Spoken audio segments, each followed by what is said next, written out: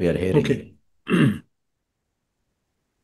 So, dear brothers and sisters, నా I Priya want to సహోదరి continue. సహోదరులారా, I want to continue from what I shared with you yesterday. నిన్నటి దినమున మీతో పంచుకున్న దాన్ని నేను కొనసాగించాలని అనుకుంటున్నాను. Our theme for this conference is overcoming the world and Satan. ఈ కాన్ఫరెన్స్ లో మన థీమ్ ఏంటంటే సాతాన్ని లోకాన్ని జయించటం. And we said yesterday how Jesus already defeated Satan on the cross. నిన్నటి దినమున మనం చూసాము, ఇప్పటికే యేసుక్రీస్తు ప్రభువారు సాతాన్ని సిలువలో ఓడించాడు. And he also said something in the last verse of John chapter 16. యోహాను సువార్త 16వ అధ్యాయం చివరిలో ఒక మాట చెప్పారు ప్రభు. In John 16, యోహాను సువార్త 16వ అధ్యాయం he said in the last part, in the world, the middle of verse 33, in the world you'll have tribulation, but take courage, I have overcome the world. 33వ అధ్యాయం అది చివరిలో ఉంది. లోకంలో మీకు శ్రమ కలుగును, అయినో ధైర్యం తెచ్చుకోండి, నేను లోకమును జయించి ఉన్నాను నేను. So, and on the cross, when he went to the cross, he defeated Satan also.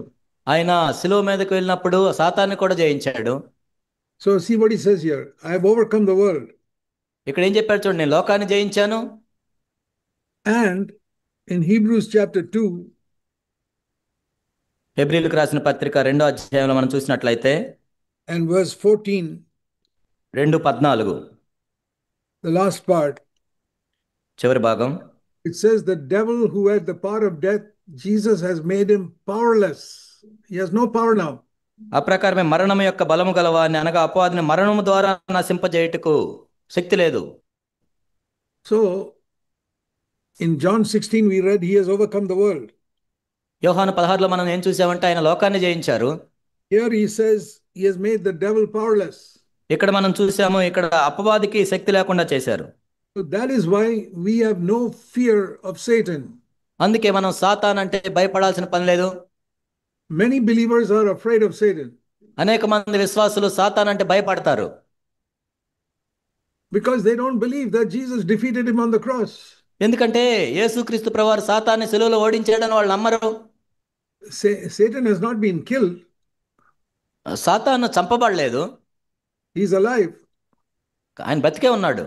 But his power has gone. కానీ తన శక్తి తీసివేయబడింది. That is like a snake lying on the ground which is alive but is paralyzed. It cannot move. అదేంటంటే ఒక పాము బతికే ఉంది కానీ అది కాటు వేయటానికి కూడా శక్తి లేదు. So you're not afraid of a snake that is paralyzed. కాబట్టి అది కాటు వేయటానికి శక్తి లేని పామును చూసి భయపడాల్సిన పని లేదు మనం.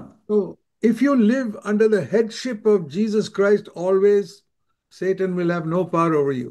మీరు ఎల్లప్పుడు యేసుక్రీస్తు ప్రభువారి శిరసత్వం క్రింద జీవిస్తూ ఉన్నట్లయితే సాతానికి మీ మీద ఎటువంటి అధికారం ఉండదు.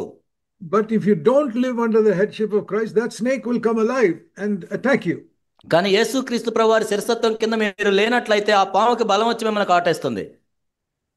So Satan has power over you if you don't live under the headship of Jesus Christ. యేసుక్రీస్తు ప్రభువారి శిరసత్వం కింద మీరు జీవించినట్లయితే సాతానికి మీ మీద శక్తి ఉంటుంది. See, the promise in Romans 16 is this. రోమా 16లో వాగ్దానం ఉంది. Verse 20. Roma 16:20. Romans 16:20. The God of peace will crush Satan under your feet. రోమా 16:20. సమాధానకర్తయగు దేవుడు సాతాను మీ కాళ్ళ క్రింద శీఘ్రంగా చితక తొక్కించును. Under whose feet? ఎవరి కాళ్ళ కింద? Your feet. మీ కాళ్ళ కిందే. Why?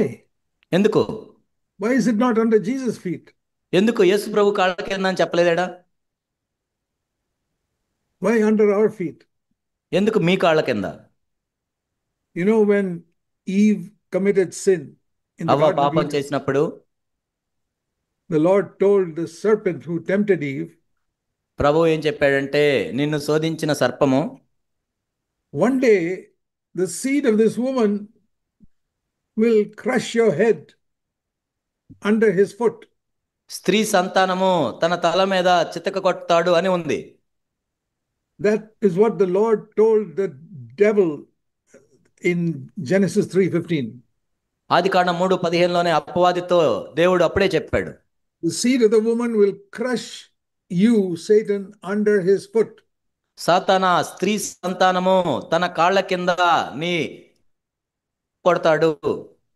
And that is under Jesus' feet. అది యేసు ప్రభు వారి కాళ్ళ కింద అది. But here it says under your feet in verse 20. కానీ ఇక్కడ రోమా 16:20లో మనం చూసినట్లయితే మీ కాళ్ళ కింద. So why is that? ఎందుకలా? Because we are part of the body of Jesus Christ. ఎందుకంటే మనం కూడా యేసుక్రీస్తు ప్రభువారి శరీరంలో భాగములు అవయములై ఉన్నాము. So Christ is the head and we are the body. క్రీస్తు శిరస్సు అయినాడు, మనము దేహమై ఉన్నాం. So it is under our feet. Because we are the body, it is under our feet that Satan is crushed. ఎందుకంటే మన కాళ్ళ కిందే చితకు తొక్కించబడతాడు. ఎందుకంటే మనం యేసుక్రీస్తు ప్రభువారి పాదముల వలె ఉన్నాం. Now that is possible only if you live with a clear conscience. ఎప్పుడైతే నువ్వు మంచి మనస్సాక్షి కలిగి జీవిస్తావో అప్పుడే అది సాధ్యం. If you allow some sin in your life, then Satan will have power over you. నీ జీవితంలో నువ్వు పాపాన్ని కలిగి ఉన్నట్లయితే అపవాది నీ మీద అధికారాన్ని కలిగి ఉంటాడు. Please remember this, my dear brothers and sisters. నా ప్రియ సహోదరి సహోదరులారా, దయచేసి దీన్ని జ్ఞాపకం చేసుకోండి. Satan can get power over you only if you permit some conscious sin in your life. నీకు తెలిసిన పాపాన్ని నీ జీవితంలో నువ్వు కొనసాగిస్తూ ఉన్నట్లయితే సాతాను నీ మీద అధికారాన్ని కలిగి ఉంటాడు. If you have some conscious wrong attitude towards another person, వేరే వాళ్ళ మీద నీకు తెలిసి నువ్వు తప్పుడు వైఖరిని కలిగి ఉన్నట్లయితే, whether believer or unbeliever, విశ్వాసం మీదైనా అవిశ్వాసం మీదైనా, if you have an attitude towards somebody in the world which is not loving, వేరే వాళ్ళ మీద నువ్వు ప్రేమ లేని వైఖరిని కలిగి ఉన్నట్లయితే, loving does not mean you have to be friends with everybody. ప్రేమ కలిగి అంటే వాళ్ళు ఎప్పుడు అందరితో స్నేహంగా ఉండమని కాదు. Jesus loved the Pharisees, but he was not friends with them. యేసుక్రీస్తు ప్రభువారు పరిసయ్యులను ప్రేమించారు, కానీ వాళ్ళతో ఏమి స్నేహంగా లేరు. So we are not friends with most people in the world. We are not their friends. కాబట్టి ఈ లోకంలో అనేక మందికి మనం స్నేహితులుగా ఉండలేము. And even some of our relatives, we are not really friends with them. కొంతమంది మన బంధువులతో కూడా మనం ఏమి స్నేహితులుగా ఉండలేము. But we must love them. We must love even our enemies. కానీ మన శత్రువులను కూడా ప్రేమించాలి. So we are not saying that we have to be friends with everybody. అంటే అందరితో మనం స్నేహంగా ఉండాలి అనేమి కాదేడ. But we must love everybody. Jesus said even our enemies we must love them. కాబట్టి మనం శత్రువుల్ని కానీ ఎవరినైనా ప్రతి ఒక్కరిని మనం ప్రేమించమని ప్రభు చెప్పారు. And love is an attitude of the heart towards them. కాబట్టి ఇతరుల పట్ల మన హృదయ వైఖరి ప్రేమ. It doesn't mean you have to go and spend time with them or talk to them or help them and nothing like that. కాబట్టి వాళ్ళతో వెళ్ళి మనం సమయం గడపటం, సహాయం చేయటం, వాళ్ళతో ఉండటం అది. But we have to love them in our heart. హృదయంలో వారిని ప్రేమించాలి. Because if I hate anybody, the devil's got a place in my heart. ఎందుకంటే నేను ఎవరిని ద్వేషించినా కానీ అపవాది తన కాలు మన హృదయంలో ఉంటుంది. There is no hatred in God except towards evil. కాబట్టి ఒక దుష్టత్వం వైపు తప్ప ఎవరి మీద దేవునికి ద్వేషం అనేది ఉండదు. The Bible says God so loved the world. దేవుడు ఏం చెప్పాడంటే, బైబిల్ ఏం చెప్తుందంటే, దేవుడు లోకమును ఎంతో ప్రేమించెను. And the world is full of evil people. God loves them. కాబట్టి ఎంతో దుష్టులు ఉన్న ఈ లోకంలో దేవుడు వారిని ప్రేమిస్తూ ఉన్నాడు. He does not agree with them. వాళ్ళతో మనం ఏకీభవించలేము. He does not have fellowship with them. వారితో సహవాసం కలిగి ఉండలేము. He does not spend time with them. కాబట్టి వాళ్ళతో సమయాన్ని మనం గడపలేము. But he loves them. కానీ ఆయన వారిని ప్రేమిస్తూ ఉన్నాడు. So we may not have time for most people in the world. కాబట్టి అనేక మందితో మనం కూడా ఏమి స్నేహంగా ఉండలేము. But there is no excuse if you don't love everybody. కానీ ప్రతి ఒక్కరిని మనం ప్రేమించాలి. And if you love God with all your heart, నీ హృదయం అంతటితో దేవుని నువ్వు ప్రేమిస్తుంటే, and you seek with the Holy Spirit's power to love other people, పరిశుద్ధాత్మతో నువ్వు సహాయం కోరి అందరినీ ప్రేమించడానికి ప్రయత్నం చేస్తుంటే, and make Jesus Christ Lord of your life, అప్పుడు యేసుక్రీస్తు ప్రభువారే నీ జీవితంలో అధిపతిగా నువ్వు ఉంచుకున్నట్లయితే, I can tell the weakest member sitting here, you'll have power over Satan. ఇక్కడ కూర్చున్న అతి బలహీనుడైన వ్యక్తి కూడా సాతాను మీద అధికారం కలిగి ఉండగలడు. Even if you are converted only this morning, నువ్వు ఈ ఉదయకాలమునే మారు మనసు పొందినా సరే, you can have power over Satan. సాతాను మీద నువ్వు అధికారాన్ని కలిగి ఉండగలవు. You can overcome Satan. నువ్వు సాతాన్ని జయించగలవు. And you can overcome the attractions of the world. ఈ లోక ఆకర్షణను నువ్వు జయించగలవు through Jesus Christ living inside you, యేసుక్రీస్తు ప్రభువారు నీలో జీవిస్తూ ఉంటే, through the Holy Spirit giving you power to overcome the world. పరిశుద్ధాత్ముడు నీకు శక్తినిస్తాడు. But in this battle against the world, we are not alone. కానీ ఈ లోకంతో మనం పోరాటం చేసేటప్పుడు మనం ఒంటరిమి కాదు. You look around you, there are people sitting, they are part of the church. కాబట్టి ఇక్కడ మనం చూసినట్లయితే వీళ్ళందరూ కూడా సంఘంలో సభ్యులే. That shows you're not in this battle alone. అంటే ఈ యుద్ధంలో నువ్వు ఒక్కడివేం పోరాడట్లేదు. And if we are united as a body, the devil will have no power over us. మనము ఒక శరీరం వలె మనందరం అతుకబడి ఉన్నట్లయితే సాతానికి మన మీద ఎటువంటి అధికారం ఉండదు.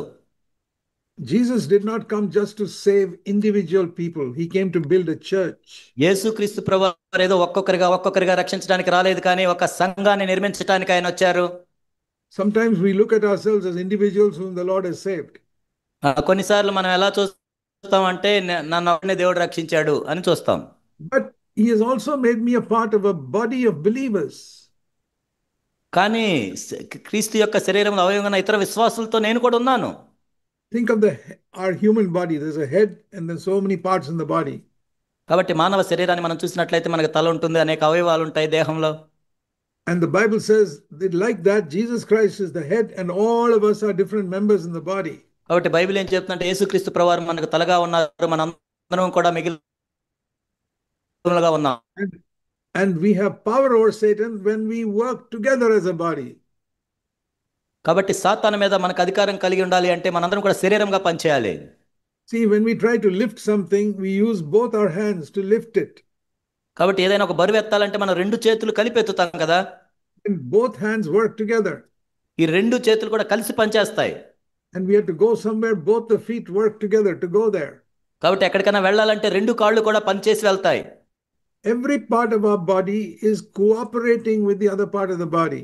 కాబట్టి మన శరీరంలో ప్రతి అవయవాన్ని చూసినట్లయితే ఒకదాంతో ఒకటి అవి సహకరించుకుంటాయి. So that is how we are to be in the church also. కాబట్టి సంఘంలో కూడా మనం అదే విధంగా ఉండాలి. That we are here to love one another. మనందరం ఒకరిని ప్రేమించుకోవాలి. And as much as we are able to do, we must help one another. కాబట్టి మనము చేయగలిగినంత వరకు ఇతరులకు సహాయం చేస్తూ ఉండాలి. Now some of you may not be able to help others, but you must have a willingness to help. కాబట్టి కొంతమంది మీరు ఇతరులకు సహాయం చేసే పరిస్థితిలో ఉండకపోవచ్చు, కానీ సహాయం చేయడానికి సిద్ధ మనసు కలిగి ఉండాలి. You must say, Lord, if I'm able to help somebody in the church, I'm glad to help them.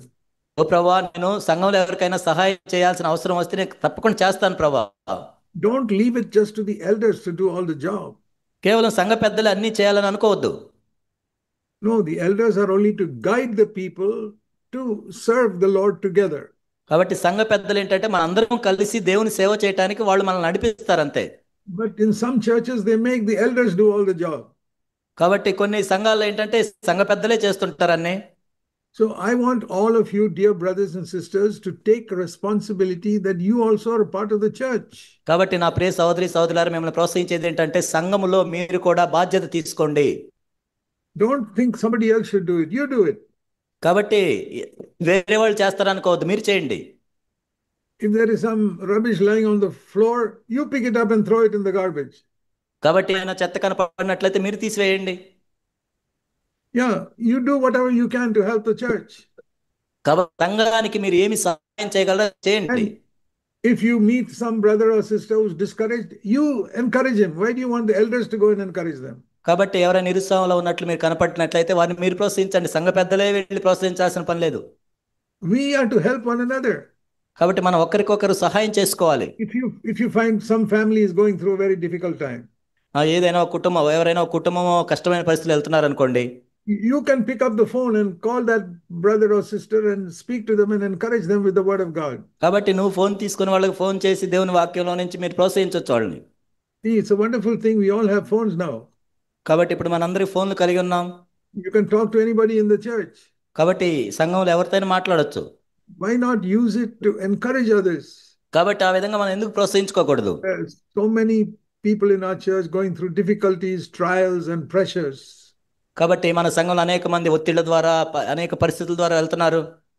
Maybe they can only come to a meeting once in a week on a Sunday. కాబట్టి ఆదివారం ఒక్కసారి వాళ్ళు మీటింగ్కి వచ్చి కనపడతారు, కానీ But you can encourage them the rest of the week when you meet them, just or even if you don't meet them, call them up on the phone and encourage them. కాబట్టి వాళ్ళని మనం నేరుగా కలిసే అవకాశం వచ్చినా రాకపోయినా phone చేసి మాట్లాడొచ్చు. How long does it take to call somebody and encourage them? 2 minutes. కాబట్టి ఫోన్ చేసి ప్రోత్సహించడానికి ఎంత టైం పడుతుంది? 2 నిమిషాలు. And you can do that while you're in your home. కాబట్టి మీ ఇంట్లో నుంచే చేయొచ్చు మీరు. So use your mind to think, how can I help other people in this church? కాబట్టి ఈ సంఘంలో నేను ఇతరులకు ఎలా సహాయపడగలని మీరు ఆలోచిస్తూ ఉండాలి. I'm not talking about giving money. నేను డబ్బులు ఇవ్వటం గురించి చెప్పట్లేదు నేను. You may not have money to give people to people. కాబట్టి నువ్వు ఇతరులకు డబ్బులు ఇవ్వటానికి నీ దగ్గర లేకపోవచ్చు. But you can give them a word of encouragement. కానీ వాళ్ళని ప్రోత్సహించే మాటలు మీరు చెప్పొచ్చు. That doesn't cost anything.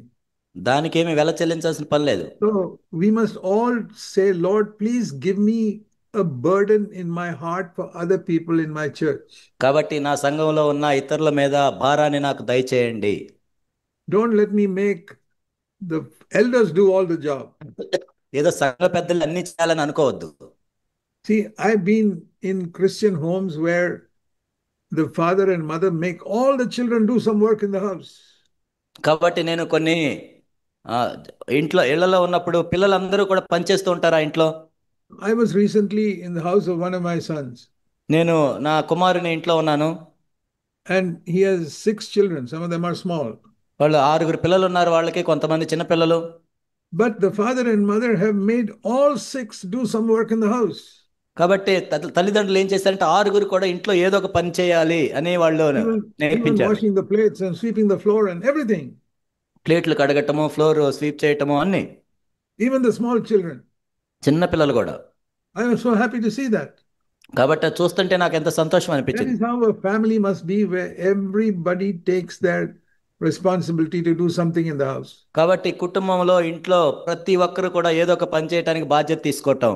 And that is how the church must be also like a family. కాబట్టి సంఘం కూడా కుటుంబమే. Where everybody does something to help the church. కాబట్టి ప్రతి ఒక్కరు కూడా సంఘానికి సహాయం చేయడానికి ఏదో ఒక పని చేయటం. If you go to the toilet and you see it's not clean, you clean it. Why you want to wait for somebody else to do it? కాబట్టి నువ్వు టాయిలెట్కి వెళ్ళినప్పుడు అక్కడ శుభ్రంగా లేనప్పుడు నువ్వు శుభ్రం చేయి, ఎవరో ఎందుకు రావాలి? We must always have the attitude of, I'm here to serve others. కాబట్టి మనం ఎప్పుడు కూడా ఇలాంటి వైఖరి కలిగి ఉండాలి. నేను ఇక్కడ ఇతరులను సేవించడానికే వచ్చాను. It's so easy. కాబట్టి ఆ విధంగా చేయటం ఎంత సులభం. You don't see all these brothers in your church every day. కాబట్టి మీ సంఘంలో ఉన్న వాళ్ళని ప్రతిరోజు ఏం చూడరు మీరు. Most of you will see them only once in a week. వారంలో ఒకసారి చూస్తారు చాలా మందిని. Or maybe twice a week. బహుశా 2 సార్లు చూస్తారు. Say, Lord, if there's anything I can do, please let me do it for them. ప్రభువా, నేను వాళ్ళకి ఏదైనా నేను చెయ్యాలా, నాకు చెప్పండి, నేను అడగాలి ప్రభువుని. And if you can't do anything else, at least you can encourage them with a word of encouragement from the Bible. వాళ్ళకి ఏమీ చేయలేనట్లయితే బైబిల్లో నుంచి మీరు ఏమైనా ప్రోత్సహించవచ్చు. That is how every part of this body works with the other part. ఆ విధంగా శరీరంలోని ప్రతి అవయవం కూడా కలిసి పనిచేస్తూ ఉంటాయి. And the elders are there only to guide you how to help one another. కాబట్టి సంఘ పెద్దలు ఏం చేస్తారంటే ఒకరికొకరు ఏ విధంగా సహాయం చేయాలని వాళ్ళు నడిపిస్తారు. God has not appointed elders to do all the job. కాబట్టి సంఘ పెద్దలు అన్ని పనులు చేయాలని దేవుడు నియమించలేదు వాళ్ళని. Our CFC churches are patterned in a very different way from all other churches. మన సిఎఫ్సి సంఘాలను చూసినట్లయితే వేరే ఇతర సంఘాలతో పోల్చి చూసుకున్నట్లయితే మనదంతా వేరుగా ఉంటుంది. I'll tell you a number of differences. కొన్ని తేడాలు, వ్యత్యాసాలు నేను చెప్తాను. We have about more than 100 churches around the world. ఈ ప్రపంచంలో మనకి 100 కంటే పైగా సంఘాలు ఉన్నాయి. But we don't have any pastors in any of those churches. కాబట్టి ఏ సంఘంలో కానీ ఒక పాస్టర్ అనే వ్యక్తి లేడు. You go to all the other churches, you'll see some priest or padri or father or reverend or pastor or somebody. మీరు ఏ సంఘానికి వెళ్ళినా ఏ రెవరెండో, పాస్టరో, లేకపోతే ప్రీస్టో ఎవరో ఉంటారు. But we don't have anybody like that. కానీ అలా మన సంఘాలు ఎవరు ఉండరు. Everybody is a brother. ప్రతి ఒక్కరు కూడా ఒక సహోదరుడు అంతే. Only God is our father. దేవుడే మన తండ్రి. We don't call anybody father on the earth. కాబట్టి ఈ భూమి మీద ఎవరిని తండ్రి అని పిలవకూడదు. And we don't call anybody pastor also. ఎవరిని పాస్టర్ అని కూడా పిలవం. Jesus said, you are all brothers. యేసుప్రభు ఏం చెప్పారంటే మీరందరూ సహోదరులు. He said that in Matthew 23. You can look it up later. మత్తయి సువార్త 23వ అధ్యాయం ఆయన చెప్పారు, మీరు తర్వాత చూడొచ్చు. You are all brothers. That's why we call each other brothers. మీరందరూ సహోదరులే కాబట్టి ఒకరినొకరు సహోదరులు అని పిలుచుకుంటాం మనం. I'm not a pastor. I've never been a pastor. I'm a brother. నేను పాస్టర్ని కాదు, నేను ఎప్పటికీ పాస్టర్గా లేను, నేను ఒక సహోదరుని మాత్రమే. Till the end, I'll be a brother. నేను చివరి వరకు కూడా ఒక సహోదరుడిగానే ఉంటాను. Some young brother who's 16 years old, just born again, he's also my brother. ఒక 16 సంవత్సరాల బిడ్డ ఇప్పుడే తిరిగి జన్మించినా కానీ నా సహోదరుడే. We are all brothers and sisters in the body of Jesus Christ. యేసుక్రీస్తు ప్రభు యొక్క శరీరంలో మనందరము సహోదరులము సహోదరులముగా ఉన్నాము. We have different functions and ministries in the body. కానీ ఆ క్రీస్తు యొక్క శరీరంలో మనకి రకరకాల పరిచర్యలు ఉన్నాయి, పనులు ఉన్నాయి. And that also is not our choice. God equips us to do that. ఇది కూడా ఏదో మనం చేయాలనుకున్న చేయటం కాదు, కానీ అది చేయటానికి దేవుడే తన సామర్థ్యాన్ని మనకు అనుగ్రహిస్తాడు. And he may not give you the gift that he has given me. నాకు ఇచ్చిన తలాంతు నీకు ఇవ్వకపోవచ్చు. Your calling in the body may be something else. శరీరంలో నీ పిలుపు వేరేదై ఉండొచ్చు. For example, look at this body, our human body. మన మానవ దేహాన్ని శరీరాన్ని చూసినట్లయితే One part of the body is the tongue. ఒకటేంటంటే నాలుక, ఒక అవయవం. And with the tongue we speak. ఈ నాలుకతో మాట్లాడుతూ ఉంటాం. With the hand cannot speak. కానీ చెయ్యి మాట్లాడదు. But the hand can do many things which the tongue cannot do. కానీ నాలుక చేయలేని పనులు చెయ్యి చాలా చేస్తుంది. And the eyes are very important, but the eyes cannot do what the tongue does. కళ్ళు అనేది ఎంతో ప్రాముఖ్యమైన, కానీ నాలుక చేసే పని కళ్ళు చేయలేవు. And the tongue cannot do what the eye does. లేకపోతే ఈ కళ్ళు చేసేది నాలుక చేయలేదు. And the ear has got another function. ఈ చెవులకు వేరే పని ఉంటుంది. And the legs have got another function. కాళ్ళకు వేరే పని ఉంటుంది.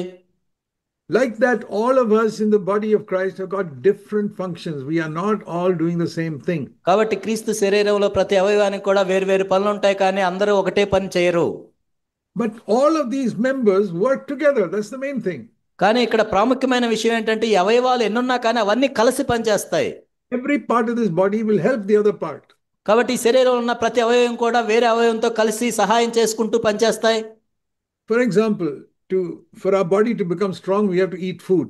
ఉదాహరణకి మన శరీరంలో మనం బలం రావాలంటే మనం తినాలి. So for a simple thing like eating food, see how many parts of the body will work. చూడండి, మనం చిన్న పని భోజనం చేయటం, దాంట్లో ఎన్ని పని చేస్తున్నాయో చూడండి. First of all, our feet will take us to the table. మొత్తానికి మొట్టమొదటిగా ఏంటంటే మన కాళ్ళు టేబుల్ దగ్గరికి తీసుకెళ్తాయి. That is the first part of the body, taking us to eat food. కాబట్టి మనం భోజనం చేయాలంటే మొట్టమొదటిగా చేయాలి. And then the eyes will look at which food I want to take into my plate. రెండోది ఏంటంటే నా కళ్ళు పని చేయాలి, అసలు నేను ఏమి తీసుకోవాలి నా ప్లేట్లోకని. And then my hands will go and take something from the bowl to put into my plate. ఆ తర్వాత నా చెయ్యి పని చేయాలి, నేను ఆహార పదార్థాలు నా ప్లేట్లో పెట్టుకోవటానికి. And then the hand will take the food and put it into my mouth, and my mouth will open. ఆ తర్వాత నా చెయ్యి నా నోట్లో పెట్టుకున్నప్పుడు నా నోరు తెరవాలి. And then the mouth will swallow that food. ఆ తర్వాత ఆ ఆహారాన్ని మృంగుతాం. And once it goes down, there are many things inside the stomach and all that work on that food to convert it into blood and energy in my body. కాబట్టి ఆ పొట్టలోకి వెళ్ళాక అనేకమైన పనులు క్రియలు జరిగిన తర్వాత అదే నా శరీరంలో మాంసముగా రక్తముగా మారుతుంటుంది. And what is needed, some other parts of the body push it out of the body also. What we don't కాబట్టి need. కొన్ని ఏంటంటే వాటిని శరీరంలోంచి బయటికి పంపించడానికి కూడా కొన్ని క్రియలు జరగాలి. So for a simple thing like eating food, see how many parts of the body are working. చూడండి, చాలా సామాన్యమైన పని భోజనం చేయటం, దాంట్లో అసలు ఎన్ని అవయవాలు కలిసి పనిచేస్తున్నాయి చూడండి. And like that, in every job that we do, so many parts of the body are working together. కాబట్టి అలా ఏ పని చేసినా కానీ శరీరంలో అనేక అవయవాలు కలిసి పనిచేస్తూ ఉంటాయి. And if one part is injured, supposing my right hand gets injured in some accident. కానీ ఒకవేళ ఒక అవయవానికి ఏదైనా దెబ్బ తగిలింది, యాక్సిడెంట్ అయింది అనుకోండి, the left hand will immediately take some medicine and put a bandage on it to heal it. కాబట్టి నీ ఇంకొక చెయ్యి తీసుకొని బ్యాండేజ్ చేసి దాన్ని స్వస్థపరుస్తుంది. See what a care the left hand has for the right hand that is injured. కాబట్టి దెబ్బ తగిలిన కుడి చేయి మీద ఎడమ చేతికి ఎంత ప్రేమ, ఎంత జాగ్రత్త తీసుకుంటాం చూడండి. That is how the body of Christ must also be. క్రీస్తు యొక్క శరీరం కూడా అలానే పనిచేయాలి. That you have a care for that other person because he's a part of your body in your local ఎందుకంటే church. వేరే వ్యక్తుల పట్ల మనం జాగ్రత్త వహించడం, ఎందుకంటే నీ శరీరంలో అతను కూడా ఒక అవయవం కాబట్టి. So if you're in one local church in one place, think of everybody there as a part of your body. కాబట్టి మీరు ఒక ప్రదేశంలో ఒక స్థానిక సంఘంగా ఉన్నప్పుడు అందులో ఉన్న వాళ్ళందరూ కూడా శరీరంలో ఒక అవయవం అని మనం గుర్తించాలి. If they are born again, వాళ్ళు తిరిగి జన్మించిన వాళ్ళు అయితే. if they are not born again, then they are only visitors. You have no responsibility for them. ఒకవేళ వాళ్ళు తిరిగి జన్మించకుండా ఊరకు వచ్చి వెళ్తున్నట్లయితే వాళ్ళ మీద మనకేం బాధ్యత ఉండదు. Then you have only responsibility to give them the gospel and preach God's word to them. అప్పుడు మన బాధ్యత ఏంటంటే వాళ్ళకి సువార్త ప్రకటించటము, అది మన బాధ్యత. But if they've given their life to Christ and become part of your local church, కానీ వాళ్ళ జీవితాలను వాళ్ళు క్రీస్తుకు సమర్పించుకొని మీ స్థానిక సంఘంలో వాళ్ళు భాగస్థులు అవ్వాలనుకుంటే you must see them as part of your body. నీ నీ దేహంలో వాళ్ళ అవయవంగా నువ్వు చూడాలి. And you must love them like you love parts of your body. నీ సొంత దేహాన్ని నువ్వు ఎలా ప్రేమిస్తావో అలా వారిని ప్రేమించాలి. You may see them only once a week or twice a week.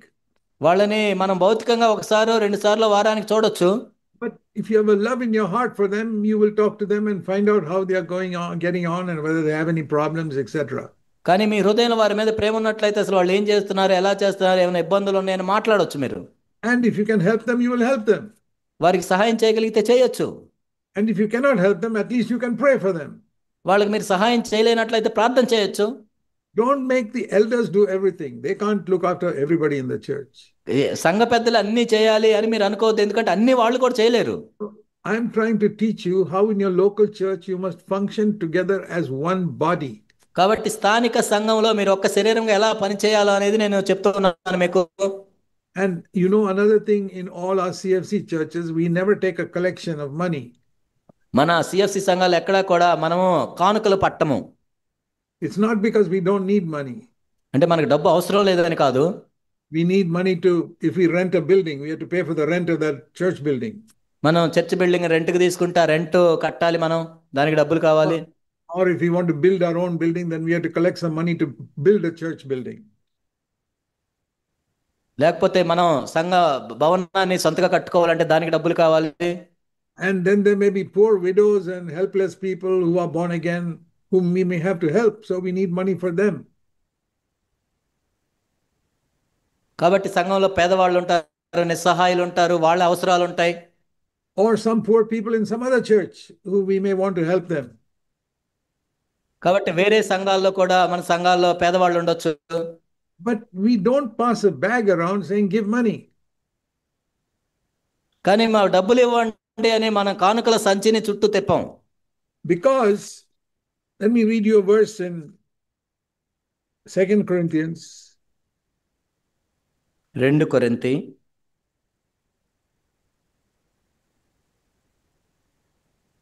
And 2 Corinthians, we read in chapter 9. 2 కొరింథీ 9వ అధ్యాయం.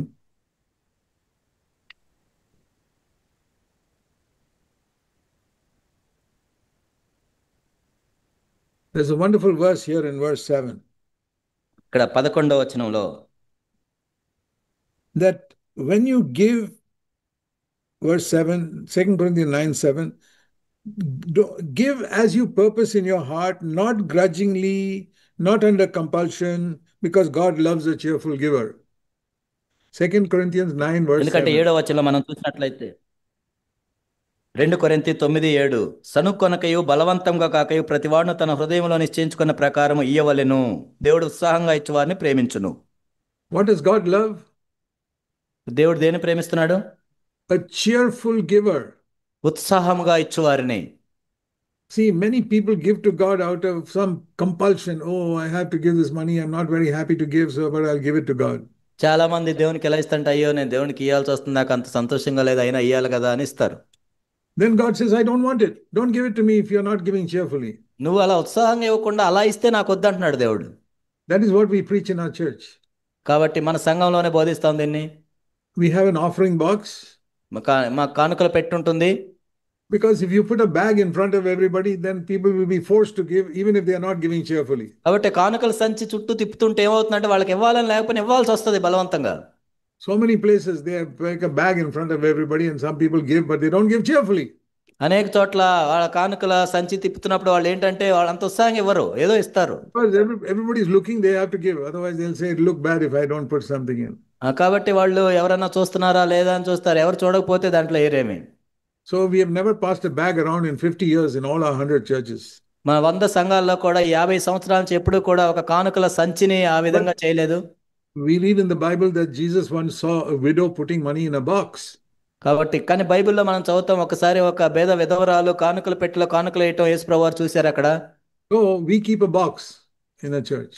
కాబట్టి సంఘంలో కానుకల పెట్టెను పెడతాం. And people can go and put whenever they want. If they don't have anything, they don't have to put. ఒకవేళ వాళ్ళకి ఎప్పుడైనా అందులో వేయాలంటే వేయొచ్చు, ఒకవేళ వద్దనుకుంటే కూడా వేయకుండా కూడా ఉండొచ్చు. And the elders will take care of that money to be used in some good way for the glory of God. కాబట్టి సంఘ పెద్దలు ఆ డబ్బుని ఒక దేవుని మహింపరచడానికి ఏ విధంగా వాడాలో ఆ విధంగా వాడతారు. Because there are many needs in a church. ఎందుకంటే సంఘంలో అనేక అవసరాలు ఉంటాయి. And the elders will consult the senior elders in other churches how to use the money in a proper way. కాబట్టి ఆ సంఘ పెద్దలు కూడా ఇంకా వేరే సంఘాల్లో ఉన్న సీనియర్ సంఘ పెద్దలను అడుగుతారు ఇంకా ఏ విధంగా సరిగా వాడొచ్చని. Because God's money is very sacred money. We cannot just waste it. ఎందుకంటే దేవుని డబ్బు ఎంతో పరిశుద్ధమైన డబ్బు, మనం వ్యర్థం చేయడానికి వీల్లేదు. So it must be used in a wise way. ఎంతో జ్ఞానయుక్తంగా డబ్బును ఉపయోగించాలి మనం. So that is where we are different from other churches in the area of money also. కాబట్టి డబ్బు విషయంలో కూడా వేరే సంఘాలతో పోల్చినట్లయితే మనం వ్యత్యాసంగా ఉంటాం. And also we don't believe in making some man with the title of reverend or right reverend or anything like that. ఏదో ఒక వ్యక్తిని నియమించి ఆయనే రెవరెండ్ రైట్ రెవరెండ్ అని అదేమీ మేము చేయము. We are all members of the body of Christ. కాబట్టి మనందరం కూడా క్రీస్తు శరీరంలో భాగములై ఉన్నాం. Some may have a gift of preaching. కొంతమందికి బోధించే వరం ఉంటుంది. See, like God has given me a gift of preaching. That's why I preach. కాబట్టి దేవుడు నాకు బోధించే వరాన్ని ఇచ్చాడు కాబట్టి నేను బోధిస్తున్నాను. When I was in school at the age of 15, నేను స్కూల్లో ఉన్నప్పుడు, నాకు 15 సంవత్సరాల వయసు ఉన్నప్పుడు, I was so shy I could not speak at all. నేను ఎంతో సిగ్గుపడుతూ ఉండేవాడిని, అసలు మాట్లాడలేకపోయేవాడిని నేను. So I'm not born with a gift of speaking. నేనేదో మాట్లాడే ఈ బోధించే వరంతో ఏం పుట్టలేదు. I was a very, very shy young man. నేను ఎంతో సిగ్గుపడే వ్యక్తిని. But when I was born again, కానీ నేను తిరిగి జన్మించిన తర్వాత I prayed to God, Lord, fill me with the Holy Spirit. ఓ ప్రభువా పరిశుద్ధాత్మతో నన్ను నింప నేను ప్రార్థించాను. And God filled me with the Holy Spirit. Then He opened my mouth to be able to preach God's word. దేవుడు పరిశుద్ధాత్మతో నన్ను నింపి దేవుని యొక్క వాక్యాన్ని ప్రకటించడానికి నా నోరు తెరచాడు. And He gave me boldness and He gave me understanding in my mind. ఆ ధైర్యాన్ని ఇచ్చాడు, నా మనసుకు కావాల్సిన అర్థం చేసుకోండి సామర్థ్యాన్ని ఇచ్చాడు. That gift is given only to very few people in a church. ఏ సంఘంలో అయినా చాలా కొద్ది మంది మాత్రమే అలాంటి తలాంతును కలిగి ఉంటారు. See, if there are 100 people in a church, సంఘంలో 100 మంది ఉంటే you need only 1 or 2 people who have the gift of preaching. కాబట్టి బోధించే వరం ఉన్నోళ్ళు ఒకరిద్దరు ఉంటే చాలు. Many people can share 2 minutes from God's word. Anybody can do that. 2 నిమిషాలు ఎవరైనా పంచుకోవచ్చు, ఎవరైనా చేయొచ్చు. అది To speak with authority, you need only 1 or 2 people in a church of 100 people. కాబట్టి 100 మంది ఉన్న సంఘంలో ఒకరిద్దరు సరిపోతారు అధికారంతో మాట్లాడటానికి. Everybody does not have to have the gift of preaching. ప్రతి ఒక్కరూ కూడా ఏదో బోధించే వరం కలిగి ఉండాల్సిన అవసరం లేదు. But everybody should have the gift of helping. కానీ ఇతరులకు సహాయం చేసే వరాన్ని అందరూ కలిగి ఉండాలి. See, let me show you a list of gifts in 1 Corinthians and chapter 12. 1 కొరింథీ 12వ అధ్యాయంలో ఆ తలాంతుల గురించిన జాబితా ఉంటుంది, దాన్ని చూద్దాం.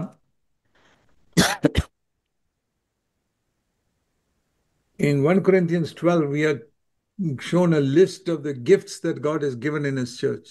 1 కొరింథీ 12వ అధ్యాయంలో నానా కృపావరముల గురించిన పరిచర్య సంబంధించిన జాబితా ఇక్కడ ఉంది. 1 Corinthians 12 verse 27.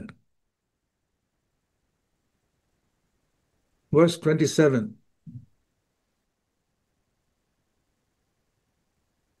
Can you hear me? 1 Corinthians 12 verse 27.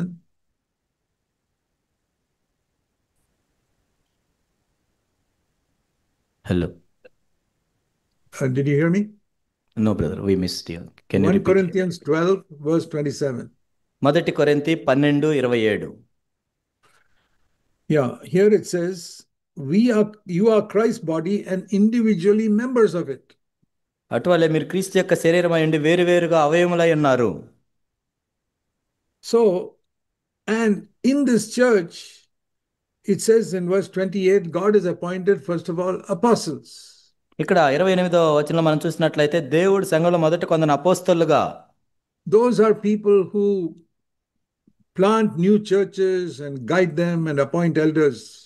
వాళ్ళు ఎవరంటే కొత్త కొత్త ప్రదేశాల్లో సంఘాలని స్థాపించి సంఘ పెద్దలను నియమించి వాళ్ళని నడిపిస్తూ ఉంటారు. There are very few apostles in the whole world. ఈ ప్రపంచం అంతట్లో నిజమైన అపోస్తలు చాలా కొద్ది మంది ఉన్నారు. And then next he has appointed prophets. ఆ తర్వాత ప్రవక్తలు. Those are people who got a gift from the Holy Spirit to speak in a convicting way to people in the churches.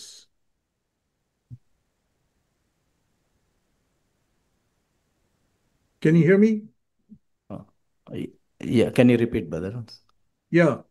Prophets are those who have a gift of the Holy Spirit to preach in a convicting way to the people. ప్రవక్తలు ఎవరంటే దేవుని దగ్గర నుంచి వాళ్ళ వర్తమానాన్ని విని ప్రజలకు ఒప్పింపజేసేవాళ్ళు. And then third, teachers. 3 బోధకులు. Those are people who can take the Bible and explain it in very simple language for even a young people can understand. వాళ్ళు బైబిల్ తెరచి చిన్న పిల్లలకి అందరికి అర్థమయ్యేటట్లు బైబిల్ని వివరించగలిగే వాళ్ళు. These are some of the most important gifts, 1, 2, and 3. కాబట్టి ఈ 3 అతి ప్రాముఖ్యమైన పరిచర్యలు. And then there are people who have the gift of miracles. There are very, very few people like that in the world.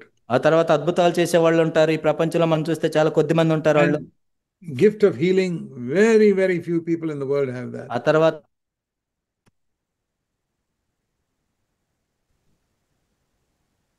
Did you hear me?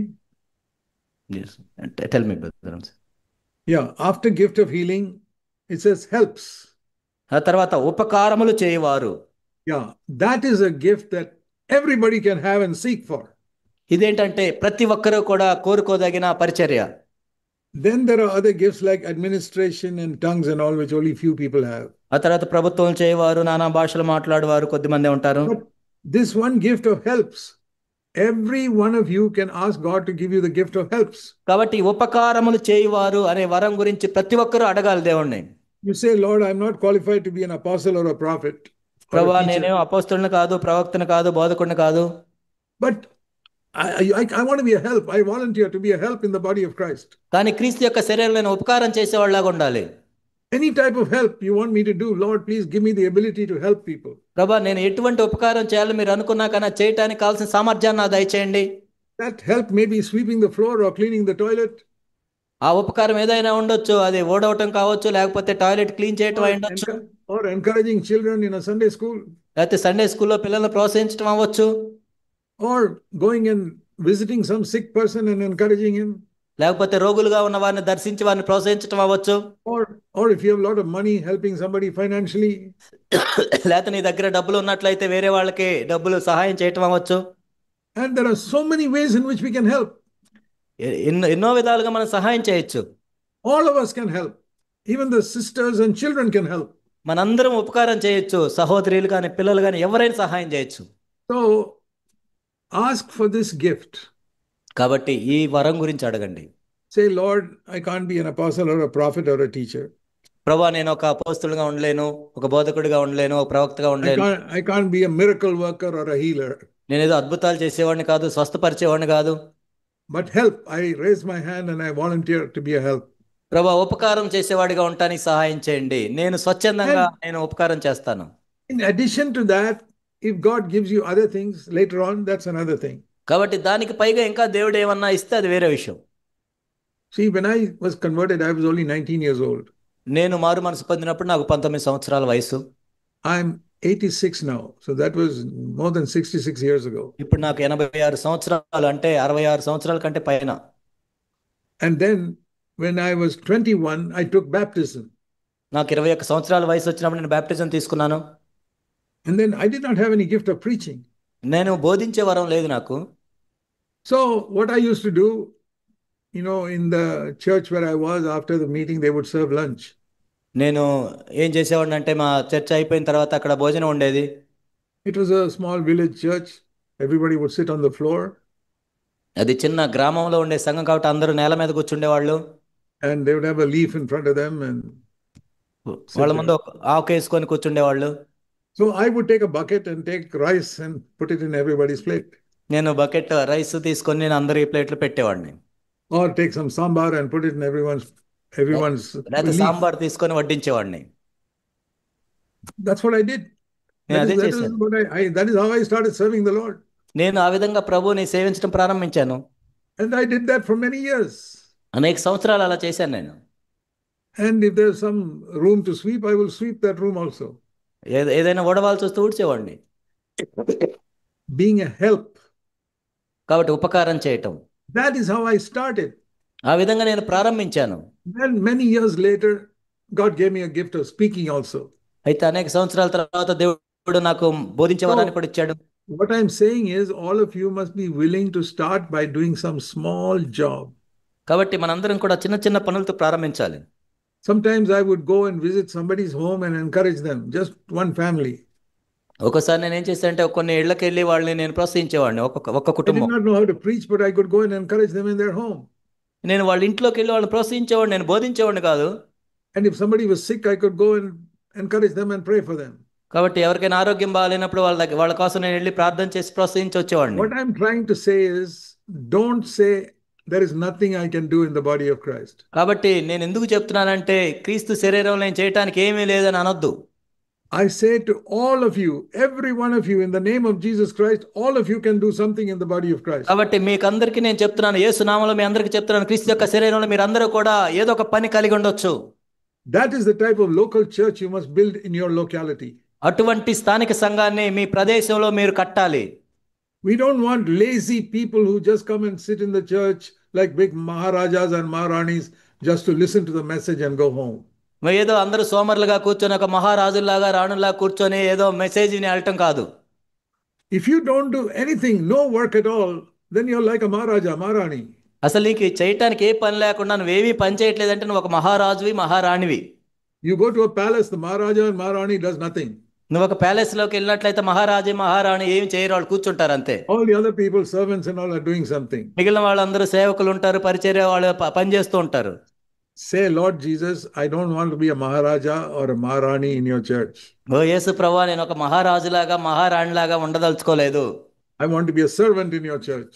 మీ సంఘంలో నేను ఒక దాసుడిగా దాసురాలుగా ఉండాలనుకుంటున్నాను. That is what I told the Lord 66 years ago. 66 సంవత్సరాల క్రితం ప్రభువుకి నేను చెప్పాను ఇది. And that is what I say to the Lord even today. ఇప్పుడు కూడా నేను ప్రభువుకి అదే చెప్తున్నాను.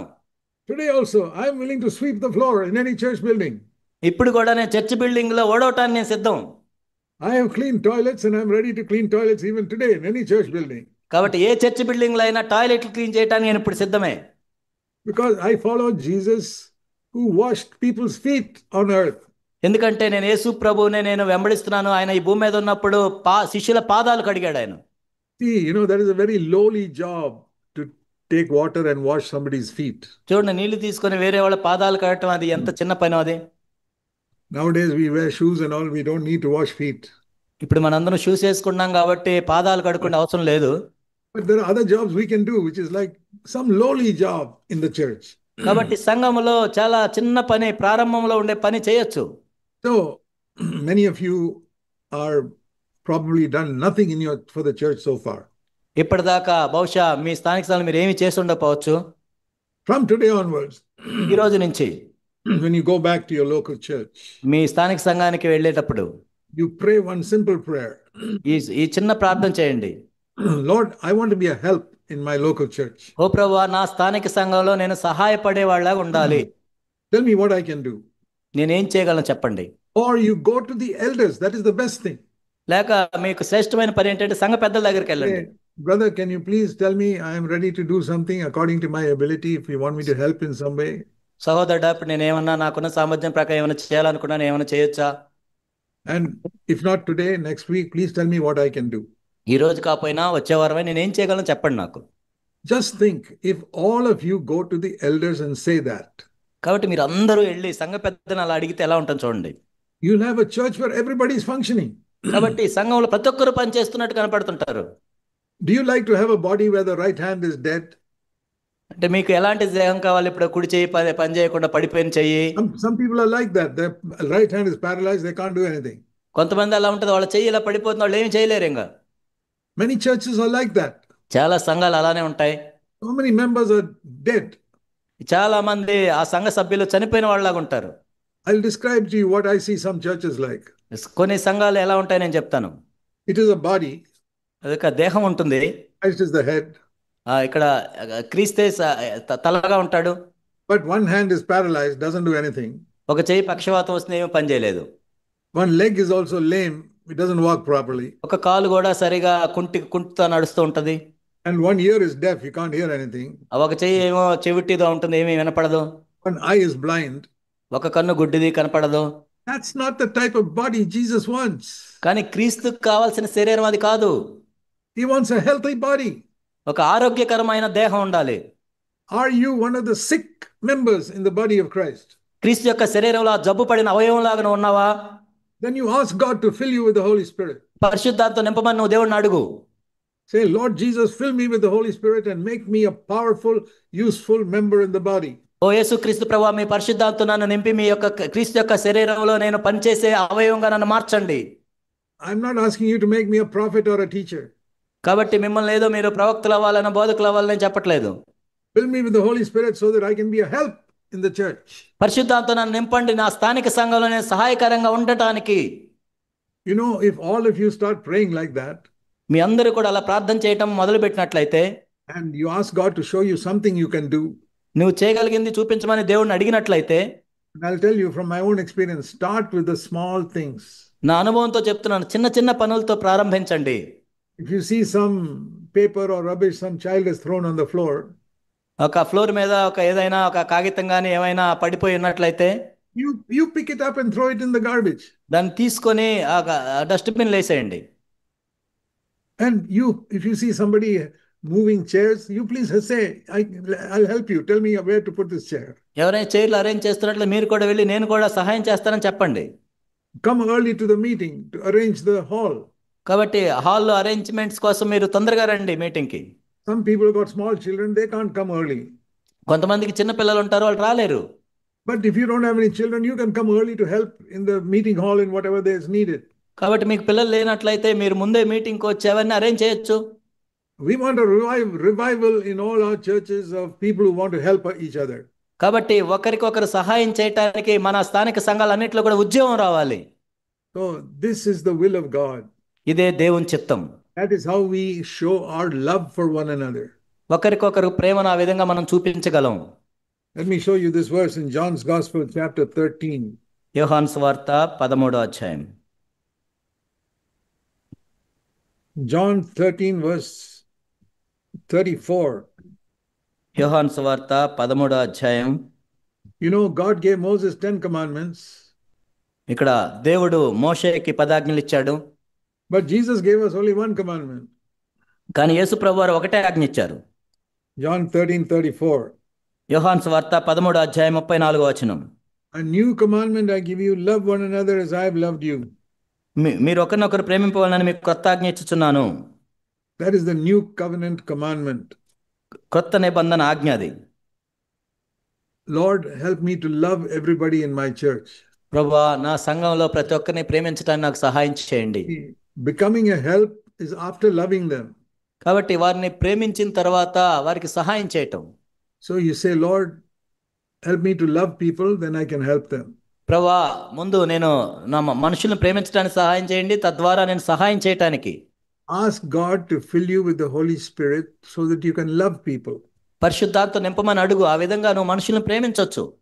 You know, when people pray for being filled with the Holy Spirit, అనేక మంది పరిశుద్ధాత్మ నింపమని ప్రార్థన చేసినప్పుడు so many people say so many things will happen when you're filled with the Holy Spirit.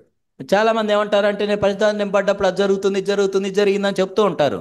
Some say you'll speak in tongues or you'll have some prophetic gift or something. ఏదో భాషలతో మాట్లాడతారు, ప్రవచనాత్మకమైన వరం వస్తుంది, అది వస్తుంది, ఇది వస్తుంది అంటారు. You don't think about all that. అవన్నీ కాదు ఇప్పుడు. What is the most important thing? కానీ ఒక్కటి ప్రాముఖ్యమైన విషయం ఏంటంటే Romans 5, verse 5. Roma 5:5. How do you know whether you're filled with the Holy Spirit? I'll tell you today. నువ్వు పరిశుద్ధాంతో నింపబడ్డావా లేదా అని నీకు ఈరోజు ఎలా తెలుస్తుంది? This is the fullness of the Spirit I want. పరిశుద్ధాంతో నింపబట్టం అంటే నాకు కావాల్సింది ఇది. Romans 5, verse 5, Roma 5:5. the middle. The love of God is poured into our hearts through the Holy Spirit who is given to us. మనకు అనుగ్రహింపబడిన పరిశుద్ధాత్మ ద్వారా దేవుని ప్రేమ మన హృదయములో కుమ్మరింపబడి ఉన్నది. So my heart is like an empty vessel. నా హృదయం అనేది ఖాళీ పాత్ర లాంటిది. And I say, Lord, fill me with the Holy Spirit. ప్రభువా మీ ఆత్మతో నింపమని నేను అడిగినప్పుడు And He pours His love into my heart and it fills up with love. తన ప్రేమను నా పాత్రలో కుమ్మరించాడు, నింపాడు. And I'm so happy that God loves me. దేవుడు నన్ను ఎంతగానో ప్రేమిస్తున్నాడు, నేను సంతోషంగా ఉన్నాను. And I find myself secure in the love of God. దేవుని యొక్క ప్రేమలో నేను ఎంతో భద్రపరచబడి ఉన్నాను. And then He fills me, that love overflows to other people. ఆ తర్వాత ఆ ప్రేమ కుమ్మరించబడి ఇతరుల్లో కూడా ప్రవహించడానికి ఆయన సహాయం చేశాడు. So other people also can experience God's love through me. కాబట్టి దేవుని ప్రేమను నా ద్వారా వేరే వాళ్ళు కూడా అనుభవిస్తున్నారు. Ask God to fill you with this Holy Spirit like this. పరిశుద్ధాత్మ నింపబడాలని, దీనికోసం నింపబడాలని మీరు అడగండి దేవుణ్ణి. It's easy to remember this verse, Romans 5:5. రోమా 5:5 ఎంత సులభం ఇది గుర్తుపెట్టు. Lord, fill me with the Holy Spirit according to Romans 5:5. ప్రభువా రోమా 5:5 ప్రకారం పరిశుద్ధాత్మతో నన్ను నింపండి. That the love of God will flow out through me to everybody I meet. దేవుని యొక్క ప్రేమ నా హృదయంలో నుంచి కుమ్మరించబడాలి, నేను కలుసుకున్న ప్రతి వారిలోనికి ప్రవహించాలి. I will not have a wrong attitude towards any human being in the world. ఈ భూమి మీద ఏ ఒక్క మనుషుని మీద కూడా నేను తప్పుడు వైఖరి కలిగి ఉండకుండా ఉండాలని. Now turn back to John 13. ఇప్పుడు యోహాను 13 మనం చూద్దాం. This is the new commandment He gave us. నేను మీకు క్రొత్త ఆజ్ఞను ఇచ్చుచున్నాను, Love one another. ఒకరినొకరు ప్రేమించవలెను. So that is why I need to be filled with the Holy Spirit. అందుకే పరిశుద్ధాత్మతో నింపడాలి మరి. And then what will happen? ఆ తర్వాత ఏం జరుగుతుంది? John 13:35. యోహాను 13:35. Then when people around us see in the church all these people love one another, they'll say, oh, these are the disciples of Jesus. మనం ఒకరినొకరు ప్రేమించుకుంటున్నప్పుడు మన సంఘంలో ఇతరులు చూసినప్పుడు ఓ వీళ్ళు దేవుని యేసు ప్రభు శిష్యులు అని చెప్తారు వాళ్ళు. That's what it says in verse 35. అదే 35వ వచనంలో ఉంది. How will people know that we are the disciples of Jesus? ప్రభు యొక్క శిష్యులు మనం అని ఎలా తెలుస్తుంది వాళ్ళకి? It's not by putting a badge saying I belong to Jesus Christ. నేను యేసు ప్రభువుకు చెందిన వాడిని అని ఒక బ్యాడ్జ్ పెట్టుకుంటే సరిపోదు. No, it is by loving one another. People know we belong to Jesus Christ. కాబట్టి ఒకరినొకరు మనం ప్రేమించుకుంటూ ఉంటే అలా గుర్తిస్తారు. So when you all go back to your local churches, మీ స్థానిక సంఘాలకు మీరు అందరూ తిరిగి వెళ్ళిన తర్వాత ask God to fill you with love for everybody there. కాబట్టి అక్కడ ఉన్న ప్రతి ఒక్కరిని ప్రేమించడానికి ఆ ప్రేమతో నింపమని అడగండి దేవుణ్ణి. You may say, brothers, some people are so difficult to love them. మీరు అనొచ్చు కొంతమందిని ప్రేమించడం చాలా కష్టం సహోదరుడు అనొచ్చు మీరు. Do you know it was very difficult for Jesus to love you also? కాబట్టి నిన్ను ప్రేమించడం కూడా ప్రభువుకి ఎంతో కష్టం. We are all such bad people, but Jesus loved us. మనంతో చెడ్డవాళ్ళమైనా ప్రభు ప్రేమించాడు కదా. I know I was a bad sinner, but Jesus loved me.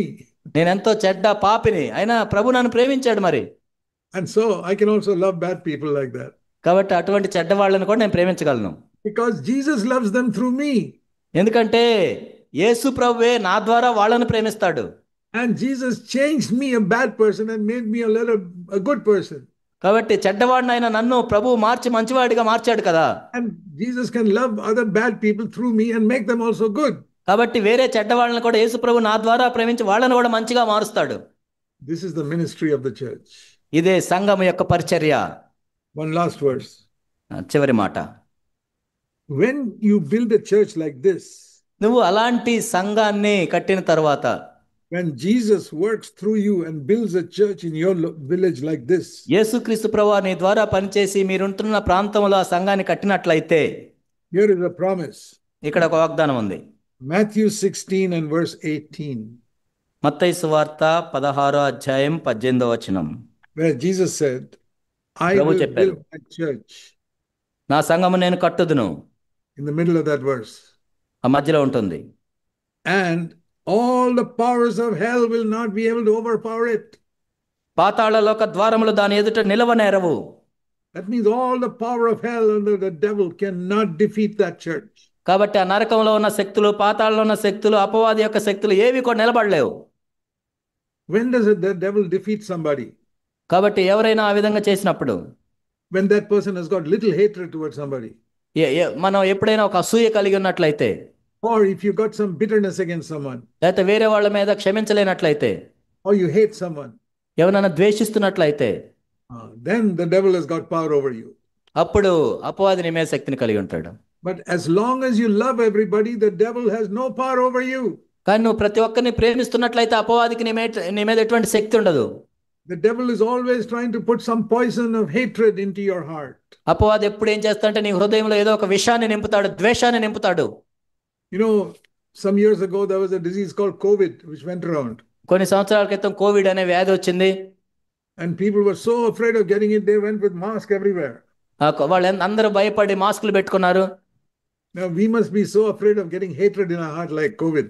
కాబట్టి మన హృదయంలోనికి ద్వేషం రాకుండా మనం అలా కాపాడుకోవాలి హృదయాన్ని. Hatred is worse than COVID. కాబట్టి ద్వేషం అనేది కోవిడ్ కంటే అంత ప్రమాదకరమైంది. COVID may make you sick, but hatred will kill you. Covid అనేది ఒకవేళ నీకు జబ్బుని తీసుకొస్తుంది, కానీ ద్వేషం అనేది నేను ఆత్మీయంగా చంపేస్తుంది. Hatred will send you to hell. ద్వేషం అనేది నరకానికి పంపిస్తుంది. So you say, Lord, help me to hate. Help me not to have any hatred, just like I don't like COVID, I don't like hatred. ప్రభువా, నాకు Covid రావాలని నాకు లేదు, అలానే ఆ ద్వేషం కూడా నింపుకోవాలని నాకు లేదు. I want to have love in my heart for everybody. నా హృదయంలో ప్రతి ఒక్కరి కోసం ప్రేమను నింపుకోవాలి. Even if they don't love me, it doesn't matter, I can love them. వాళ్ళు నన్ను ప్రేమించకపోయినా పర్లేదు, నేను ప్రేమిస్తాను ప్రభువా. All of you, please pray that God will help you to live like this. మీరందరూ కూడా ఇలా జీవించాలని దేవుడు మీకు సహాయం చేయాలని ప్రార్థన చేయండి. There will be a revival in Andhra and Telangana through your church. అప్పుడు ఆంధ్ర, తెలంగాణలో మీ ప్రాంతాల్లో ఉద్యమం వస్తుంది. If you pray, Lord, fill me with the Holy Spirit. ప్రభువా, మీ ఆత్మతో నింపండి అని ప్రార్థన చేస్తే, God bless you all. మిమ్మందరినీ దేవుడు ఆశీర్వదించును గాక. Thank you for listening patiently. ఎంతో సహనంతో విన్నందుకు వందనాలు తెలియజేస్తున్నాను. Let us pray. ప్రార్థన చేసుకుందాం. Heavenly Father, పరలోకపు తండ్రి, we pray that nobody who heard this message will forget it in their life. ప్రభా, ఈ వర్తమానం విన్న వాళ్ళు ఎవ్వరూ కూడా దీన్ని మర్చిపోకూడదు ప్రభా వాళ్ళ జీవితంలో. Keep on reminding them through the Holy Spirit. ప్రభా, పరిశుద్ధాత్మ ద్వారా వారి జ్ఞాపకం చేస్తూ ఉండండి. And build your church in such a way that Satan cannot have any power over it. అపవాదికి శక్తి లేకుండా అట్లు మీ సంఘాన్ని మీరు కట్టండి. Give great wisdom to the elders to guide the church correctly. సంఘ పెద్దలకు కావాల్సిన జ్ఞానాన్ని దయచేయండి సంఘాన్ని నడిపించడానికి ప్రభా. Pray there'll be many strong, powerful churches full of love in Andhra and Telangana. Andhra, Telangana ప్రాంతంలో ప్రేమతో నింపబడి ఎంతో బలం కలిగి శక్తివంతమైన సంఘాలను స్థాపించండి. Thank you for hearing us, Father. ఓ ప్రభా, మా ప్రార్థన విన్నందుకు వందనాలు తెలియజేస్తున్నాం. In Jesus' name. యేసు నామములో ప్రార్థిస్తున్నాం తండ్రి. ఆమేన్. Thank you very much. మీ అందరికీ వందనాలు. And thank you, Brother Ravindra Reddy, for translating.